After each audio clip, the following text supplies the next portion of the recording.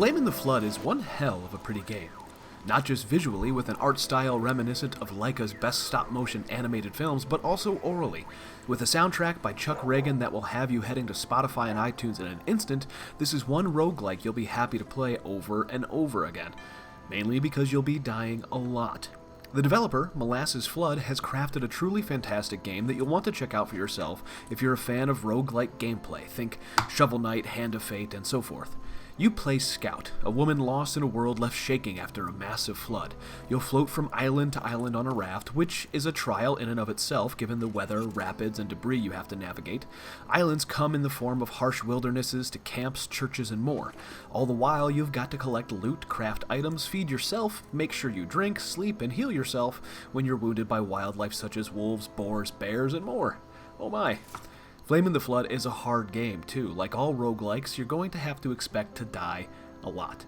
Islands and the items you find are random, so RNG and luck do play into your ability to survive certain encounters.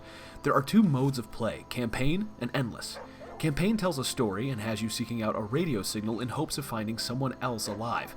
The further down the flood you travel, you'll eventually trigger the next stage of the story. It's not something you have to actively look for, you just need to keep on swimming, as Dory so wisely advises. Like many survival games, Flamin' the Flood has a strong crafting component too. You'll upgrade your raft with a rudder, make bandages to stave off lacerations and bleeding, make splints to heal broken bones, cook food, and make water filters. You'll make knives, hammers, and axes to harvest the land, but none of it seems too mundane or simple as pure sandbox survival games like Ark or Rust. You'll eventually make weapons and finally be able to take down wildlife, which makes the game far less of a, oh shit, run from that wolf sort of experience. There are some usability issues. The inventory management of the game will drive you bonkers, particularly because you can't just open your inventory when searching a pile of junk and make room. First you have to close your loot window, then you have to open the inventory, make room, and then go back to looting.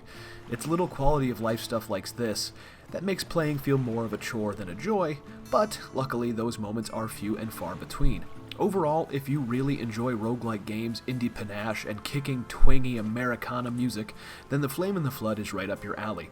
If you're not a fan of games that make you start over after death, or games that rely on RNG for their core experience, then you may want to steer clear. All that said, for $20 on Steam, or at a launch price of $18, for a really unique and beautifully crafted experience, well, that's not too shabby. It comes recommended. Thanks for listening. I'm Bill Murphy. Don't let a bad pug get you down.